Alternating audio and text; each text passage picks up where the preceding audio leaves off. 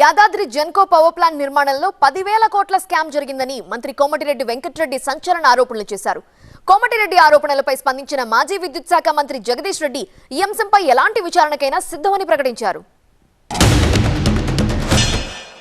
24 గంటలు గారని పచ్చి అబద్ధం అంతే. ఇది ఎక్కడైనా మీరు అడగండి, ఏ గ్రామానికైనా వెళ్దాం, ఏ సబ్స్టేషన్కైనా వెళ్దాం, లాగ్ బుక్స్ ఉంటాయి. సరే, ఇప్పుడు మధ్యన నేను ఒకసారి బండ సోమవారం సబ్స్టేషన్ ఇన్స్పెక్షన్ చేసిన తర్వాత వాళ్ళ ఎంప్లాయీ, అంటే అప్పుడున్న గవర్నమెంట్ ఎంప్లాయీ 8.5 to 12 hours మధ్య ఎక్కువ వస్తలేదు సార్, గత 10 సంవత్సరాలు ఇదే వస్తుందని చెప్పి లాగ్ బుక్ నాకు ఇస్తే మొత్తం చెక్ చేసి ఆయన స్టేట్మెంట్ కూడా రికార్డ్ చేయించిన తర్వాత 4 గంటలు, నేను 1 గంటలకు చెక్ చేపిస్తే 5 వరకల్లా తెలంగాణ స్టేట్లో ఉన్న సబ్స్టేషన్లో ఉన్న అన్ని లాగ్ బుక్స్ హైదరాబాద్కి వచ్చినాయి.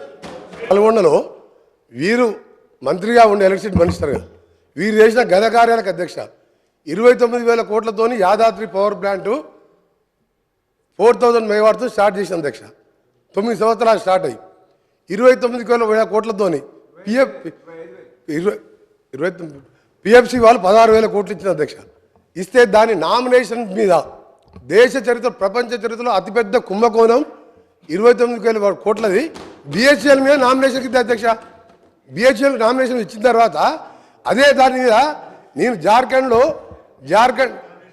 జార్ఖండ్ జెన్కోలో టెండర్ అయితే అక్కడికి వెళ్ళి డాక్యుమెంట్ తెచ్చి అధ్యక్ష తెప్పిస్తే వారికి మనకు ఎంత వ్యత్యాసం ఉందంటే 6,000 కోట్లు డిఫరెన్స్ ఉన్నాయి అధ్యక్ష. జెన్కో కూడా టెండర్ పిలవాలి, బిహెచ్ఎల్ కూడా పార్టిసిపేట్ చేసింది అక్కడ జార్ఖండ్లో. అప్పుడు అడిగిన అసెంబ్లీలో ఉండి అడిగితే దాన్ని మాట్లాడలే. దాంట్లో పెద్ద స్కామ్ జరిగింది. వీరి పాత్ర కూడా చాలా ఉంది. ఇలా ఈయన పాత్ర 10,000 కోట్లు తిన్నాడు. అలా నేను ఇంకోటి చెప్తున్నా అధ్యక్ష, ఇది ఆన్ రికార్డ్ చెప్తున్నా, నేను ఇవన్నీ కూడా సాక్ష్యాధారాలు ప్రూవ్ చేస్తా. ఇది 50,000 కోట్లు పెరిగింది అధ్యక్ష. ఇప్పుడు 50,000 కోట్లకు పెరిగితే 16,000 కోట్లే టర్బైన్స్ అండ్ బాయిలర్స్ బిహెచ్ఎల్ వాళ్ళు చేస్తారు. మిగిలిందంతా ఎవరు చేస్తున్నప్ప వర్క్స్? ఈయన సబ్ కాంట్రాక్టర్లు. అక్కడ అప్పుడున్న మిర్యాలగూడ ఎమ్మెల్యే, అక్కడున్న లీడర్లు తోసుక తిన్నారు అధ్యక్ష. మొత్తం ఇక లాస్ అయిందండి. ఎందుకు లాస్ అయింది? ఇవన్నీ రికార్డ్ చెప్తున్నాను, నేను అబద్ధాలు చెప్తాను.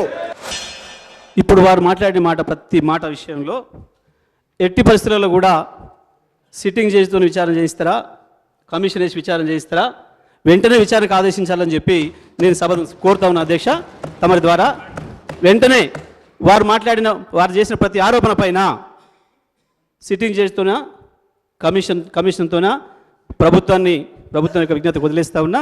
ప్రతి దానిపైన కూడా వెంటనే విచారణ ప్రారంభించాలి.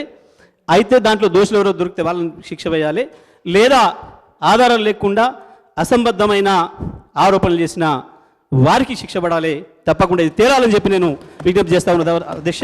సభ ద్వారా ప్రజానికాన్ని కూడా విజ్ఞప్తి చేస్తూ ఉన్నా.